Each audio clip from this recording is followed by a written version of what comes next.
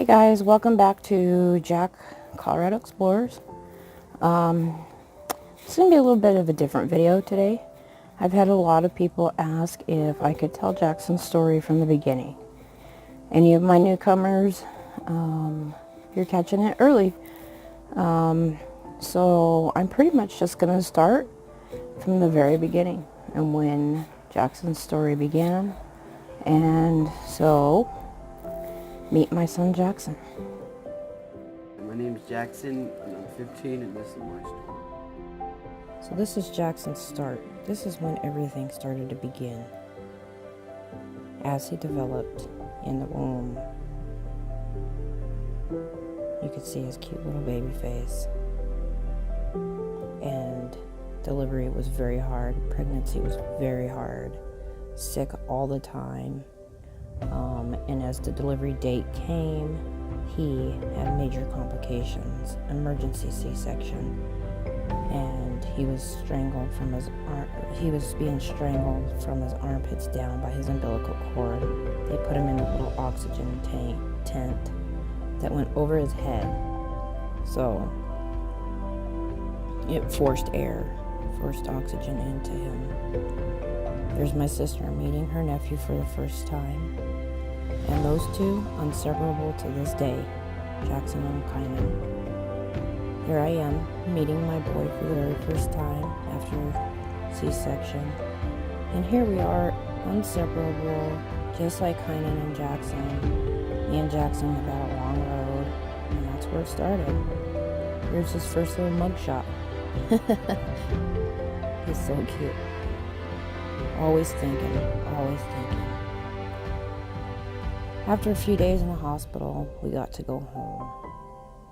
And it was normal. Everything seemed normal. Everything seemed fine.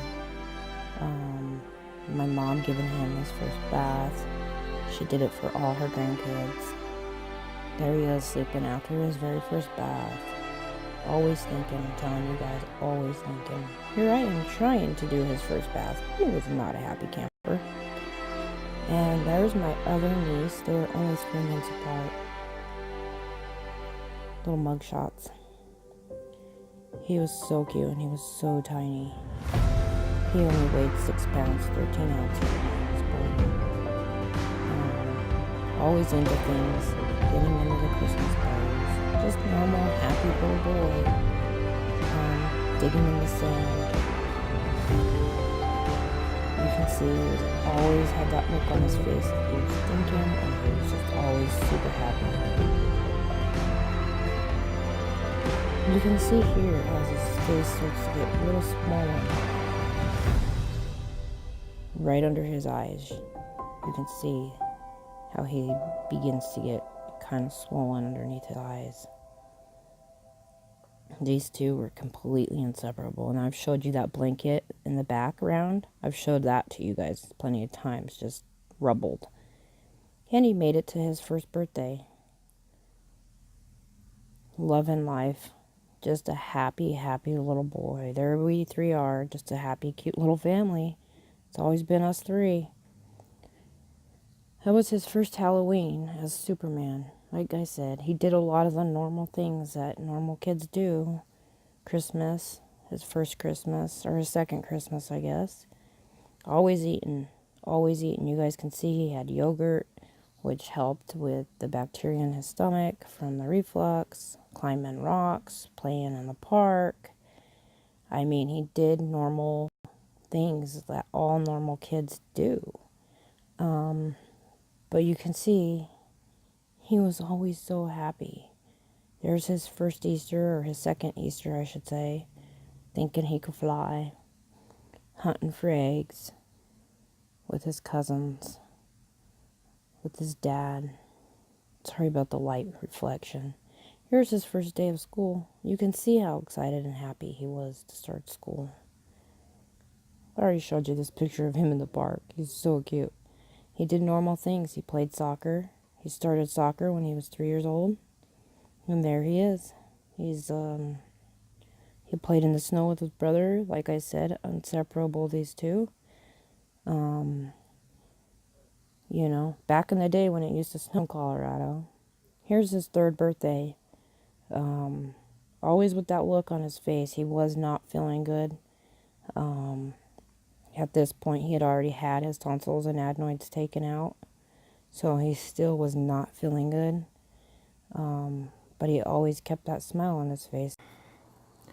All right, guys, now that you kind of know the beginning, when Jackson was born, he was emergency C-section.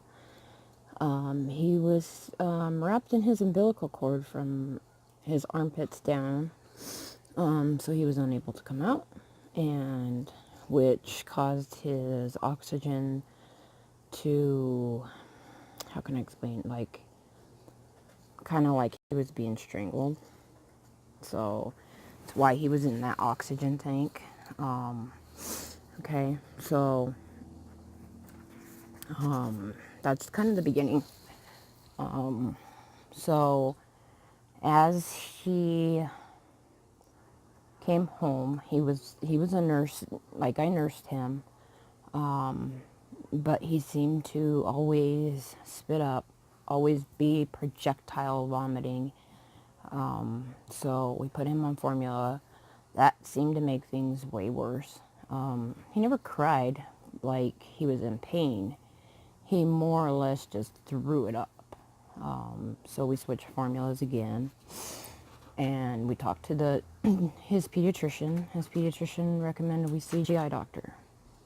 At this point, we went to see a GI doctor, and they put him on some reflux medication. Very little bit, some Zantac. And that seemed to work for a little while. And a little bit after he turned 1, now everything seemed normal, like he never cried, he never seemed to be in pain, anything like that. So now fast forward through that first year, little after a year, the GI doctor recommended we do what they call an upper GI study. So, which entailed that he drink through a bottle, and it's just a normal bottle, but then the hole in the nipple was huge, so that he would drink it. He would have no choice, but it was called a barium, and it was a barium swallow, and it was like a dye. So as he ingested it, it was dark, and the people running the tests and the doctors could see how it went down and what was coming back up. Well, it was coming up so much that it was like he wasn't aspirating it into his lung. He was more aspirating it up into his sinuses. So it was coming out as well as going out his nose, right? So that's what was happening as far as that goes. So they increased his reflux medication. Everything seems fine. He started salt foods, when he was about 5 months old, maybe. He started solid foods, but now he was on like solid foods, right? Regular milk, whatnot. So, and then he, little after 1 year old, you could really hear like the wheezing and stuff like that, and he would get croup. Now, as a I never dealt with croup as with Kynan ever. I never had to deal with that. So he was getting croup like all the time. Like there's nothing you can do for croup. But what they started noticing is the croup was actually, because the croup is more like here. But what was happening is because of the reflux, it was causing the croup to get worse, which was causing his asthma to get worse. So they diagnosed him with asthma about 3 years old. And they don't usually diagnose kids that young unless it is pretty severe. This was pretty severe. So he went on some medications for his asthma. Helped with the croup. It was just a nebulizer treatments. But anytime he got croup, if you put water in it, the steam seemed to help relax that, his throat. So I'm going to really try hard, really try hard not to jump ahead. Because if you really pay attention, you guys are going to see how all this affects him as we go with the story. Okay? So keep in mind that he was getting croup at least once or twice a month for the first 3 years of his life.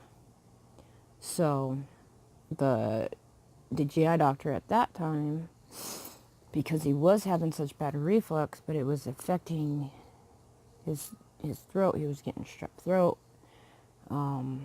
He would get over strep throat. Well, anytime he got sick, it would turn into croup. So if he got strep throat, or if he got a sinus infection, it ended up causing an asthma flare-up, which causing all these other things, and it was a lot to do with the reflux. So, there was little things like I'd be talking to him, and it was like he almost had like selective hearing, almost like he only wanted to hear you when he wanted to hear you. Okay, so I started worrying maybe he couldn't hear, but the doctor said let's just keep an eye on it. It's just he's only responding to you when he wants to respond to you. Now he's 3 years old. Okay. The GI doctor refers us to an ENT because he was getting such bad strep throat and such bad earaches and, so forth and so on. So the ENT recommended we take his tonsils out. The ENT also had said, does he snore at night, this and this and this? Because usually when you get your tonsils out, they take your adenoids out. So, and he did. He snored. So we went ahead, and that was his very first surgery. 3 years old, had his tonsils and adenoids taken out. Okay. So, I really kind of want you guys to really try hard to pay attention to this story, because all of what has happened thus far really impacts him for the rest of his life, or so far. He's 15 now. Okay, he was 3 at the time. So he continued after this, after recovering from, he had some complications from the tonsil surgery, so usually it's an in and out thing, They do it, send you home. He was in the hospital for a few days because he had complications because of his asthma. He woke up with croup from his surgery. So he continued to have strep throat, no tonsils. He continued having croup, and, he continued having asthma problems.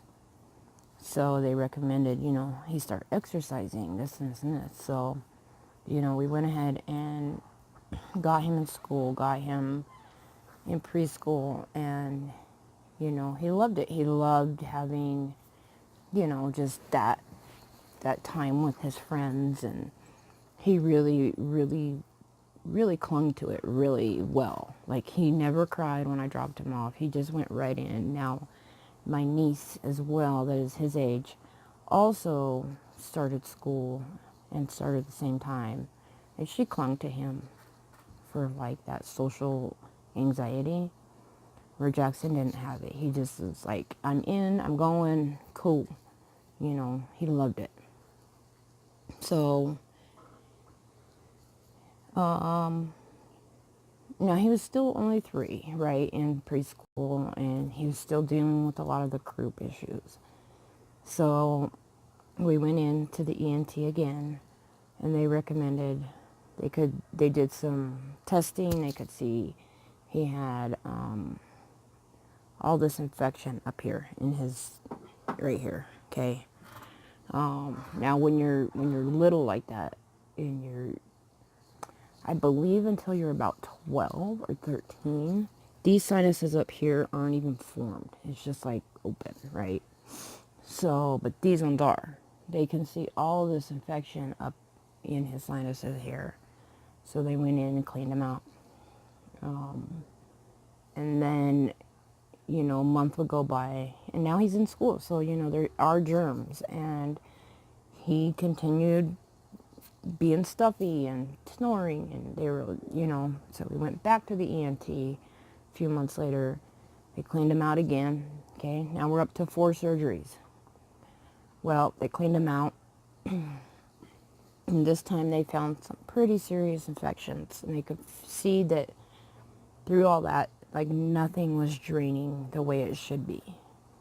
There was blockages that, shouldn't have been there. So they recommended that, a major sinus surgery. And now he's about 4 years old and he's going in for his 5th surgery. And they went in and drilled holes in his sinus cavities here. And when I'm saying holes, they're not little itty bitty baby holes. They're about the size anywhere from a quarter to a $half size. Holes in his sinus cavities all throughout so that it would drain right. That was a very gruesome, very bloody, very awful surgery. His hair was really blonde, as you guys saw from the pictures, and it was stained like orange because of all the blood that had been draining. And that was a rough surgery. That was really rough, and he recovered from it. Okay, we move on. He's his 2nd year in preschool, and the croup continues, the asthma continues, the reflux continues. And now we're like going from this doctor to that doctor, different GI doctor. Now, he always stayed in the same GI practice, but the doctor at the GI doctor recommended a colleague, and his name is Dr. Stathos. Remember that name because this is going to be very important to Jackson's story. I'm going to insert a picture right now.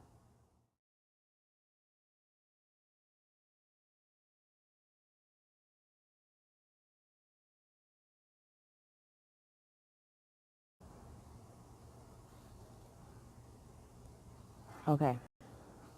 The best GI doctor in the world, in my opinion. He is one of the top doctors in the United States. He does specialize in different things. So, I mean, he really is an incredible doctor. So they changed his medication, and they really just really kind of monitored the reflux. The ENT monitored the group, and then he went to see a respiratory doctor for his asthma. He was put on a different asthma medication, which seemed to control it. So now like I said, he's 4 years old. He's been through 5 surgeries thus far. I mean, he had multiple sinus cleanings, and that's not it because he continues to have that problem as he is getting older. So, thus far, you guys, okay? Jackson had troubles. I'm going to end the story here, okay? This is going to be part 2. If you watched part 1 was Jackson's, pretty much the miracle that happened to Jackson because of Dr. Stathos. Hold on, guys. I'll be right back. Boy. Okay, sorry. It got blurry. I think the ghost boy is pissed because I'm talking about Jackson. You know what? He can kiss my ass. Okay. So, thus far, hold on. Okay, guys, we're back. Sorry, a bus. Okay. I have the beep, beep, beep, beep, beep, beep, beep. sound in my video. Sorry. Okay, so part 1 was of Jackson and the journey he thus had went through. Okay, so that was part 1. I recommend you go back and watch part 1, and talks about the miracle that happened to Jackson. So if you're interested, go back and watch it. It is very important to the rest of the story, but I am going to stop. Remember, he's age 4. He's been through 5 surgeries. So, okay, so remember that. It all started from the minute he was conceived. And as we go farther along into this journey of Jackson, you guys will start to understand why. But thus far, he still continues to have croup problems at this point, asthma problems, reflux problems. Their, medications are holding like steady. Okay. So, and anytime he ever got croup, okay, or, what's it called? Tonsils, like, strep throat. Okay, anytime he got any of that, you guys, what comes with that? A virus or a bacterial infection. Anytime he got sinus problems, he would get a fever. And he would get a fever so bad that it would go from being 99 as being a baby, dealing with having RSV. He had RSV as an infant. He had the rotavirus. He had so many different things. And anytime he got sick, came a fever. And I probably left this part out, which, I'm sorry. But I didn't even put it in my notes because just as I'm talking about it, I'm remembering about it. He was about 7 months old, and he got really, really sick with this RSV. And it's respiratory something virus, respiratory syndrome, something virus, okay? RSV, okay? Look it up. Anyways, about 7 months old, he got it. He went from having a fever of 99 to having a fever of 104 like that, okay? When he did that, he had a febrile seizure. And what that is his body got so hot so fast that his brain was like frying. So, his dad knew what to look for because his oldest brother, not Kynan, but his Craig's oldest son, has seizures. So he knew what to look for. We rushed him to the hospital. They diagnosed him with febrile seizures. Not a whole lot you can do for it other than watch for fevers. Anytime he gets a fever, you want to alternate Tylenol and ibuprofen with him. He was hospitalized at that point with the RSV. So, anytime he got sick, anytime he got a fever, it was so scary after that. So we had to give him medications as soon as he started getting a fever. He got an ear infection, came a fever. Got a sore throat, came a fever. Got a sinus infection, came a fever. So it's okay. Now you guys have to realize he's at this point in the story. He is 4. I just went back a little bit. He is 4, and he's been on reflux medication since he was 3 months old. So remember that in the story as well, because it does play its significant role of what can happen when you're on a reflux medication for so long, which we didn't know that until, doctors give you medicine and you give it to your kid hoping that it's going to be the right thing, right? No. Don't always trust it. Research it first. That's my biggest advice. He got croup and it affected his asthma. He actually aspirated the gunk. So he had a bronchial infection, and with any kind of sickness he got croup. So if he had surgery, he got croup from it, from having the breathing tube down his throat. This child has had croup more than I know of anybody ever having croup. Which the doctors found it weird because they usually start to outgrow it. As of right now, and he's 15, he's never outgrown it. He did get pneumonia when he got the bacterial infection in he had bronchitis, and he was, 4 years old, and he was hospitalized with pneumonia. So, it affected his asthma. He got croup from it.